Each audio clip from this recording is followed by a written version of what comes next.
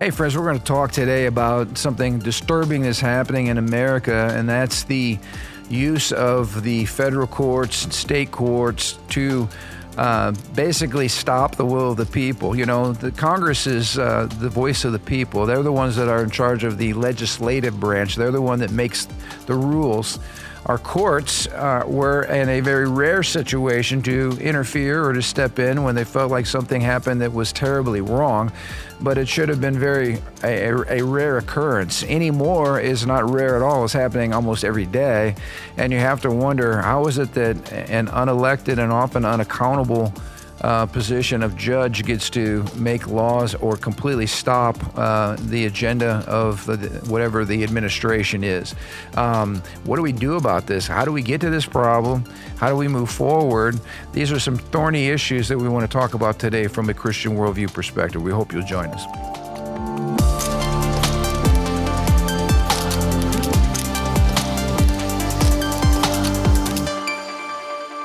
Hey, welcome to the Ron Johnson Discipleship Podcast. We're so glad that you chose to be with us again today, and we are celebrating the fact that it is like 80 degrees outside, although this is Monday. It could be snowing on Thursday when this is aired, but hey, it is a great day. I'm actually going to go home, I think, and try to get my grass cut this afternoon just because it gives me something to do outside. The first trim of the year yesterday. All right. Yeah, yesterday afternoon was nice. Do you enjoy outside work? Yeah.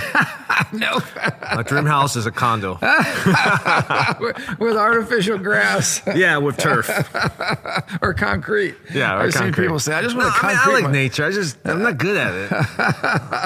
My kids got allergies, so. That's why you got me in your life. No, I know. Come over. I got a couple bushes dying.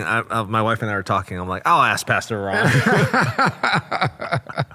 I noticed a couple of ours around the building took a hit this year. I got to go out and figure out what's going on and pluck them, and maybe it got a little cold. I don't know what happened. But anyway, very excited to be with everybody and excited about Wednesday night, our worldview class. We're going to kind of take what we do. Last night. Yes, it was just the worldview class. It was yesterday.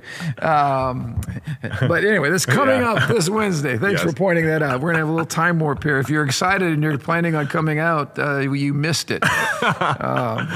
Saw you there last night. Yeah, exactly.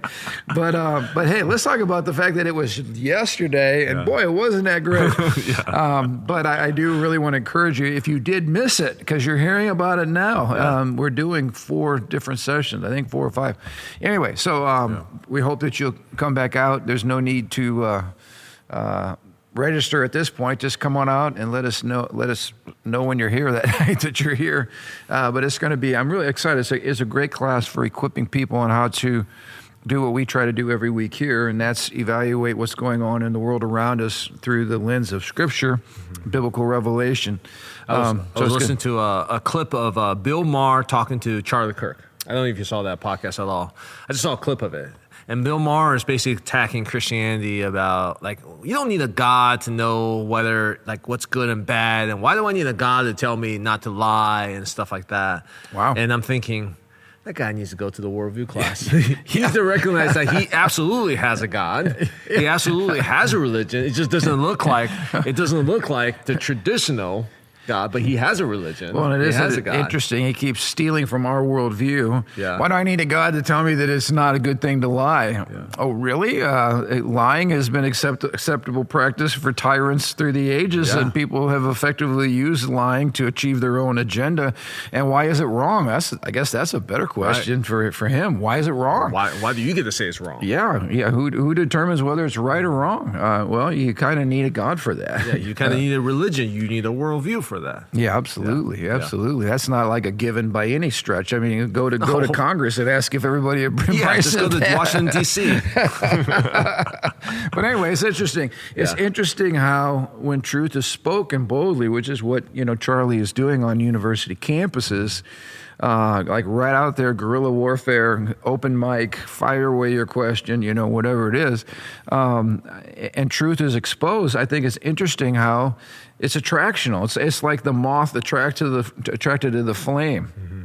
And it's interesting how whether it's Gavin Newsom or Bill Maher or some of these people, at some point, if you are slightly genuine about your desire to look at the facts and go, that doesn't make sense, which is what some liberals are at least coming to that conclusion on a lot of their policies. It makes you go, wait a minute, this isn't working so good. Or wait a minute, that's totally hypocritical. How can that person hold that view? They're talking out of both sides of their mouth. Or that's irrational. All these things that we used to be able to appeal to common reason, right? And I think as we're communicating truth in the public arena, it forces people to at least examine maybe some of their convictions about what they thought was true, or what their philosophy of life has been, or whatever, what their worldview is. So you ask a deeper question: who says? Well, I don't need God to tell me. Oh, who says then? Then what do you need? And what authority says that? Right. Right. And that is a huge question. We're talking about issues like morality. We're talking about purpose in life and meaning. These ultimate issues, which we're going to get into in our worldview class. These are deep questions, and there's been a lot of deep thought that's gone into this, and so you just can't continue to be a cultural moron and say stupid things. At some point, you have to go, okay, there's been a lot of really bright people who have wrestled with these deep issues that should be wrestled with, and maybe I should get a little more serious intellectually with wrestling with some of these things myself. So anyway, good stuff. Let's talk a little bit today about this battle again. It's really the issue that's coming to a head is the whole immigration issue. We talked about this a couple podcasts ago. We've allowed lawlessness to run rampant for the last 4 years in this country. We don't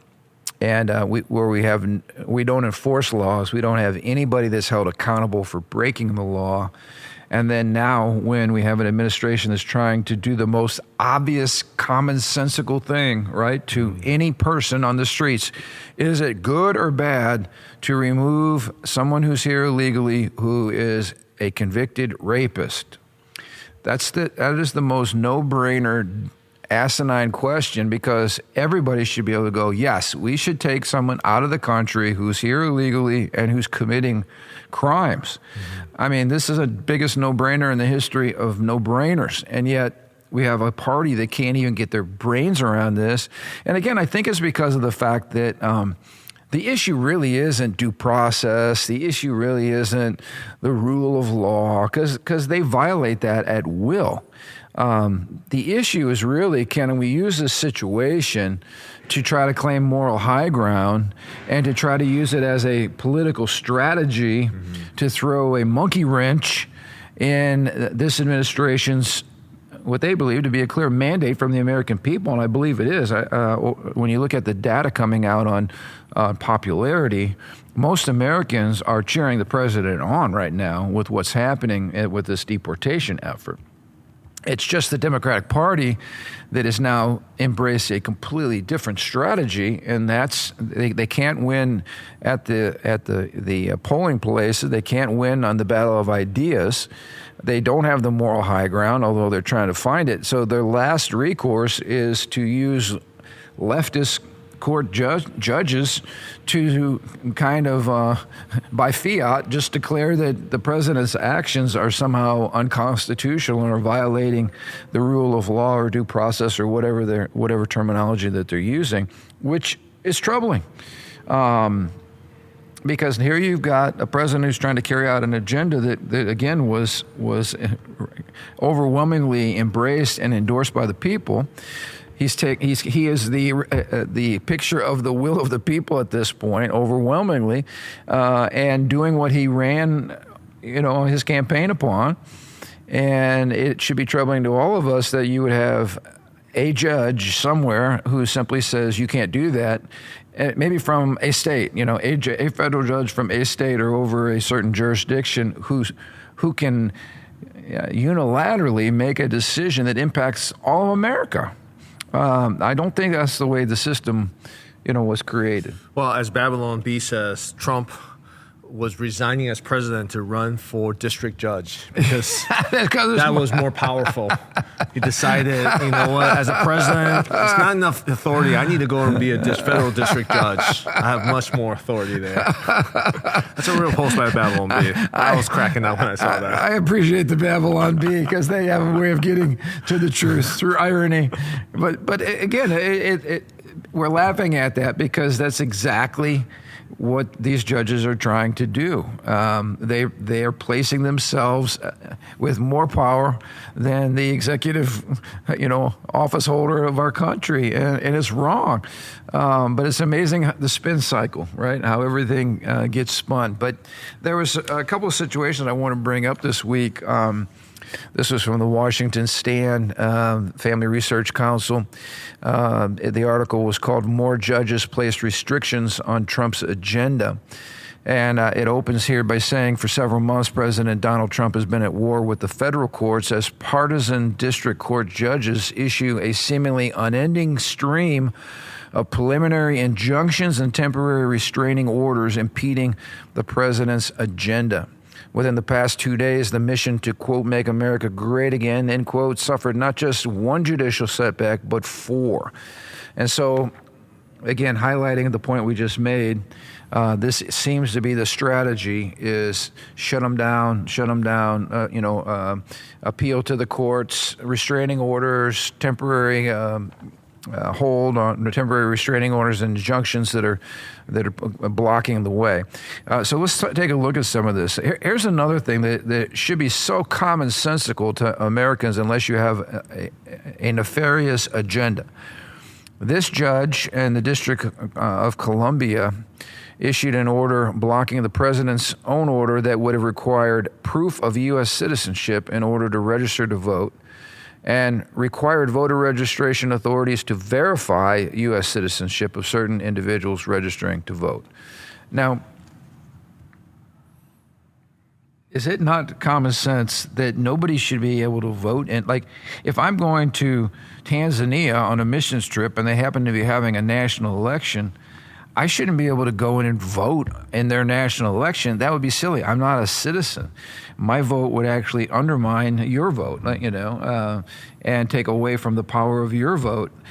This is like common sense again, but this was struck down.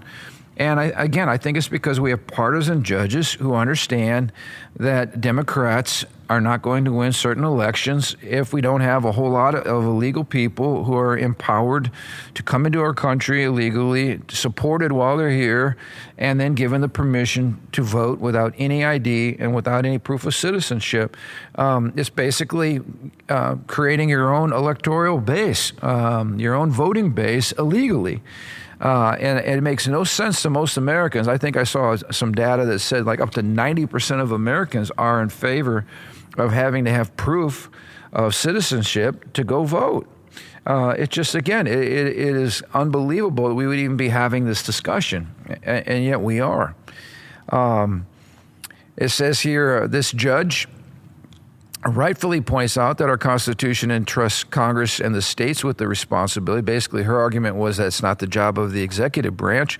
But what she doesn't seem to grasp is that the Congress has already passed legislation requiring federal government, including the executive branch, to work with the states to maintain accurate voting lists.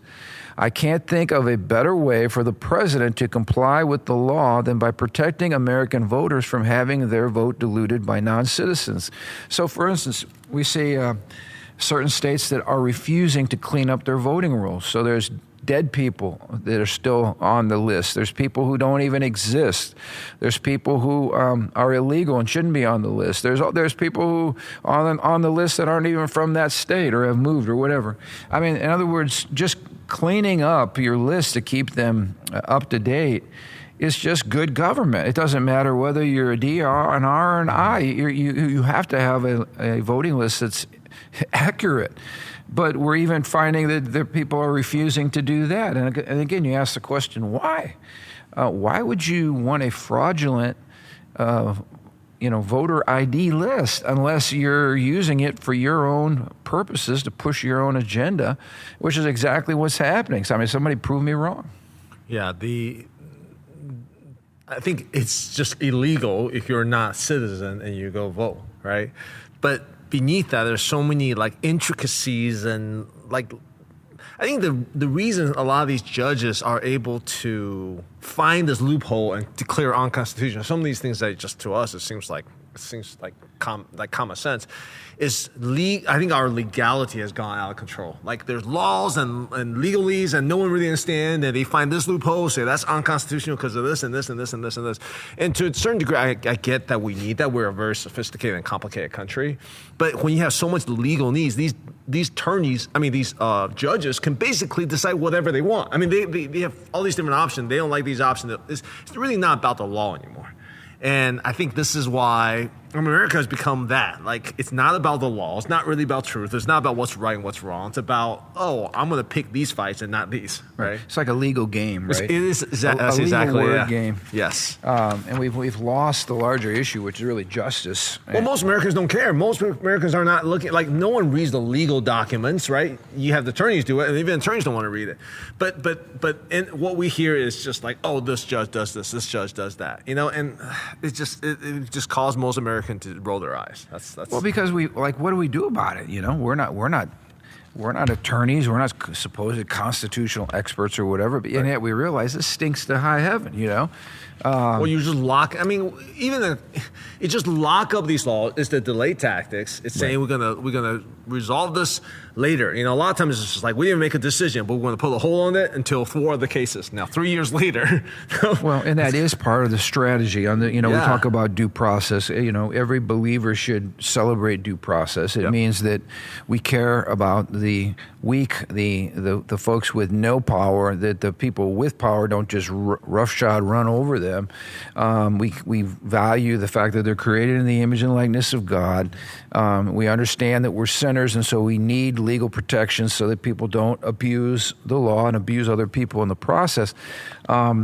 But this is not about due process. When they're pushing due process for people who entered this country illegally, there's no due process for you illegally when you are a criminal in our country in terms of you didn't enter the process lawfully. So there's no due process for you. You're here illegally. We need to deport you. But they understand, at least the opposition, that if we demand due process for people who don't deserve due process, all we're doing is backlogging the court system. And when you think about how many millions of people Joe Biden's administration intentionally let in, because they were not even pretending about trying to secure the border. They lied about it over and over again, but people were coming through like water through a sieve. And now you have to give each one of those people their day in court, including appeals and everything else. Number one, it backlogs the system. It completely, shuts down the system, and it completely breaks down the system economically because there's a fee, there's costs in all of this. Yeah. And that's exactly what they want. They want this to go on for another 3 years until Trump's done with his term, and then hopefully they get somebody elected that's going to replicate the same broken system again. This is all intentional, but the way that they everybody's fighting for this moral high ground, right, called due process, but it's an empty sham, is what it is at this point. This is what the president wrote. Free, fair, and honest elections, unmarred by fraud, errors, or suspicion, are fundamental to maintaining our constitutional republic. Hear, hear. The right of American citizens to have their votes properly counted and tabulated without illegal dilution is vital to determining a rightful winner in an election. Now, this should be something that both sides of the aisle are saying, amen. This is just common sense. I don't know of an American that we talked about this last time around. If we cannot trust our elections, what do we have? We have no country any longer. We have no freedom. We have no republic. We have no constitution. If you can't trust an election and the outcome of an election that it's fair, you have nothing. And again, the judge shuts that down. The other one that's mind-boggling to me was a judge that ruled that the Trump administration they were freezing funding for sanctuary cities that were illegally harboring and shielding illegal immigrants, and that judge ruled that was illegal, that you couldn't stop the funding for these cities. Well, we know these big urban areas, why are they becoming sanctuaries? Because they're bringing in illegals, and because they're going to let them vote without any ID. It all works together. But again, the whole concept of a sanctuary city that harbors people illegally is unlawful to begin with. It's an unlawful concept. You can't create spaces in your nation where people can just come illegally and stay there, remain there, and then receive taxpayer support. It's just crazy to me. But here again, a judge trying to stop what the president is doing. And interestingly enough, the argument was that, well, the reason President Trump is doing this is it's likely arbitrary and capricious, meaning the president doesn't really have any agenda other than he's trying to be mean to these people, and it's an arbitrary decision and a capricious decision. He's got no basis for doing it, which in and of itself is ridiculous. It's just simply that judge inflicting his or her opinion on what he or she thinks the president means by what he's doing, which isn't the nature of what happens in courtrooms anyway. It's not about the law. Yeah, there's no reporting of the law at all. So anyway, I guess my question, which sent me on a little bit of a journey, was to say, what do we do about this? Because it is very, very troubling. At some point, either the president's going to say, you know what, I'm not going to pay attention to your ruling because you're an activist judge and you're stepping out of boundary. At which case, he sets himself up for being lawless and fascist. Yep. And so, from a PR standpoint, it looks like he's becoming Hitler, which is what a lot of the language a lot of these people are using. He's a Nazi. He's a fascist. So, what do you do if you're the president? I mean, at this point, every time you're trying to act out your agenda, you're getting stopped by some federal judge. What do you do? I don't know. I mean, I didn't run for president. I think he should have anticipated. I think he should have known that when you kind of go for the hit where it hurts, you know that they're not gonna sit there and take it. No.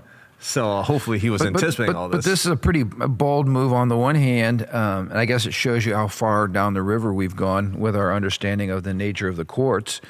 But it should really disturb people, again, that an unelected and often unaccountable judge could completely shut down Congress, could shut down state legislatures, and again, the legislative body is the most important because it represents the collective will of the people. Right.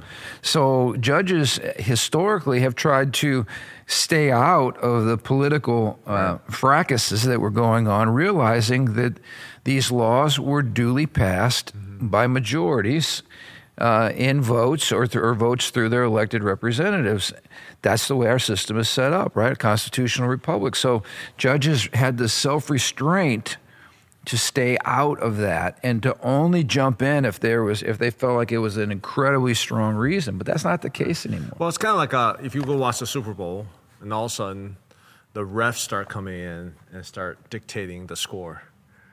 Like, no, we vote for we watch the game to watch the teams play. We didn't come watch the refs whip out their flag, their yellow flag. And that's, the best refs are the refs that you don't even know they existed, right? You see the teams perform, you see the people you elected do their thing, and that traditionally should be the understanding of the judges. Right. Rarely should they pop up. When they pop up, it's something pretty severe, and it's to preserve justice and not to dictate favoritism. Right. Absolutely. And we talked about this. Part of the problem in America is we no longer have a shared understanding of what it even means to be an American. Yeah. And when we talk about American ideology or American principles or these types of things, we're widely divided on what that even looks like. I mean, I was looking at the leadership, all right, of where'd the Pritzker thing go here? Here we go. Is that it? I got too many papers. All right. Yeah. So this was interesting. So this is according to recent polls on prospective 2028 Democratic presidential candidates. The leader, Kamala Harris, with 27%. I mean, we already witnessed Kamala Harris. I mean, she's already been out there. You got to be kidding me. That's your leading candidate. Okay. She's followed by Pete Buttigieg, who was an absolute disaster, both as the mayor here in our state, mayor of South Bend, and as the former transportation secretary. So he's a disaster. We have AOC, who is an open Marxist from New York at 12.9%. New Jersey Senator Cory Booker, who last time he was spotted, he was sitting out on the steps of the Capitol with a bunch of resistance people, arguing that we needed to resist the fascist takeover of America before it's too late and we're all sent off to concentration camps. And then we got Governor Gavin Newsom of California, who's driven that state into an absolute cesspool. He's got almost 8%. And then J.B. Pritzker, who, right across the border, who has destroyed Illinois. He comes in 10th with 3.2. And we can talk about his family and the perverted things that his family stands for. They have been made their billions with pushing radical gender ideology in schools and medical facilities. They own a Hyatt hotel chain. That includes, he says here, a former Secretary of Commerce, Penny Pritzker, philanthropist Jennifer Pritzker, who was born a male and served in the Illinois National Guard. She's transgender. But now they're pushing that whole agenda. In 2020, during the COVID pandemic, Pritzker threatened business owners who defied his stay-at-home order with jail time. The governor's office filed an emergency rule that would penalize owners of restaurants, bars, gyms, barbershops, and other businesses for reopening before the coronavirus restrictions were lifted. The emergency rule made reopening a Class A misdemeanor, which in Illinois carried a fine up to $2,500 and a year in jail. So this is the stellar class of representatives that they have in line to represent the next president of the United States, which is scary to me. I mean, so every one of those people is radical, progressive, leftists, all right? They don't share any of my values and your values or values of what we would call patriotic Americans. Most of it's a blend of progressive Marxism, liberalism, transgenderism, I mean, every kind of wild climate hysteria. And so when you get farther and farther apart, and then you have judges, it's not surprising that those judges share the same ideology on one side or the other. And so even your decisions, which are supposed to be independent, are not independent at all. They're politically tainted decisions. And in this article by David Barton, Ensuring Judicial Accountability for State Judges, he said that the appointed system performed admirably while a common value system was embraced by the nation. In other words, he gives the example of Benjamin Franklin and Dr. John Witherspoon. They had divergent religious views, but there were few differences in their governmental philosophy or approach to common cultural values. That is just simply not the case anymore. We have a massive split in ideology in the courts and even in the role of the courts. It's said here, most judges no longer embrace this view that the courts should stay out of most rulings. Consequently, state policies on issues from education to criminal justice, from religious expressions to moral legislation, from financing to health care, now more frequently stem from judicial decisions than legislative acts. Yeah. In recent years, even the federal court has described itself as a super board of education for every school district in the nation. So again, when you had a federal court acting like it's overseeing the business of local states, local communities, you got a problem here. And so we've seen a growing influence, again, of our courts through judicial activism, actively making the law instead of interpreting the law. And he goes on to say, as a result, there are now two constitutions for most states, the ratified Constitution with its explicitly written language and the unratified living Constitution that evolves from decision to decision. As Justice Charles Evan Hughes said, we are under a Constitution, but the Constitution is what the judges say it is. So there's no objective written constitution that applies. Now it's the judge's interpretation, which is constantly changing depending on who the judge happens to be. Even current laws have so many legal terms that they can just judge, interpret whatever they want. So the judges are essentially partisan. They're essentially partisan. Absolutely. They're essentially religious, and the judges no longer fulfill their constitutional original. Although this is a debating point. We understand that's absolutely true because of worldview. You cannot be just neutral. Right. And so we use the term independent judiciary, but independent has become synonymous with unaccountable. Because the question becomes, okay, you say that they're independent, but you're looking at these George Soros funded attorneys that clearly received mega paychecks for their campaigns to get into their judgeship, right? And they share Soros's ideology. That's why he's funding them. And so they're not independent. They're biased. And in addition to being biased, what accountability do we have to get rid of them? This article goes on to say we used to have a broad discretion for the people to impeach judges if they were blocking the will of the people or they were becoming overtly political.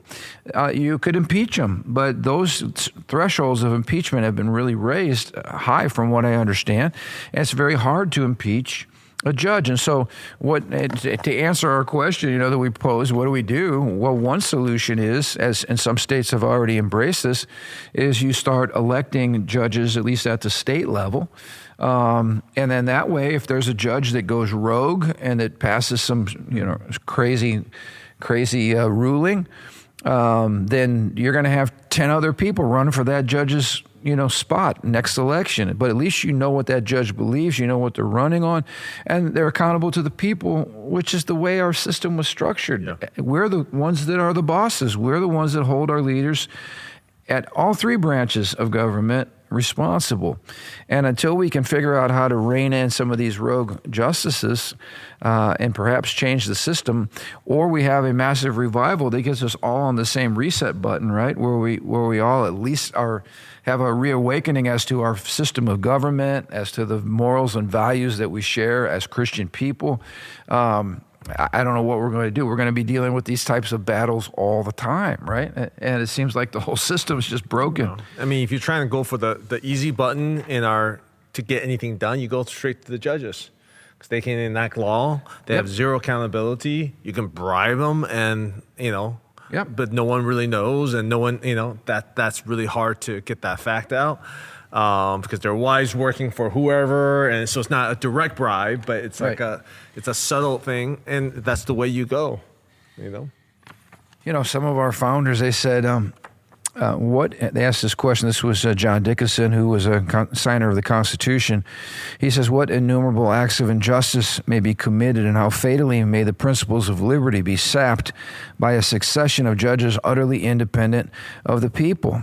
It goes on to say here, no branch is to be unaccountable to the people, and judicial elections, at least as this person is arguing, ensure that accountability takes place. So, I think we've got to start looking at how to solve the problem, because it's certainly, like I said, it is a big problem. My understanding is federal judges can be reigned by the Congress.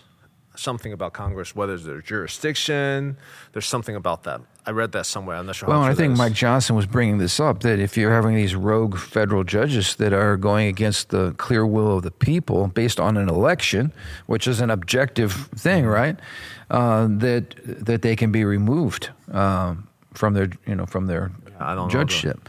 Again, think about this: if you're an appointed position for life with no accountability, that is an absolute recipe for tyranny, because that person's going to be able to single-handedly push their ideology on the rest of whatever corruption.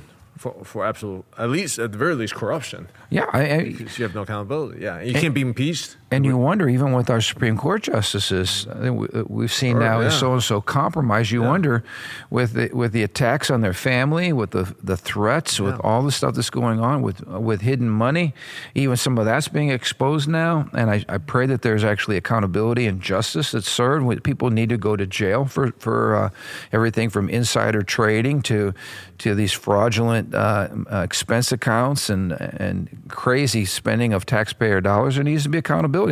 But you wonder what's going on behind the scenes with judges. And again, this is where the media has been, again, arch enemy, because they will absolutely side with the fascist crowd, that the president, by removing a judge, or by the lady judge that was harboring illegals, which is a violation of her oath of office.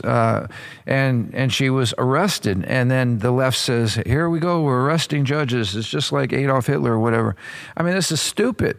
And it's not even accurate. But again, this is what happens. The media tries to drum everybody up. I think most people are being awakened to the fact that, you can't trust. If you're getting your news source from CNN or MSNBC, you probably need to turn the channel, as well as all the other legacy media. I think most Americans are not, getting so indoctrinated as maybe we once were.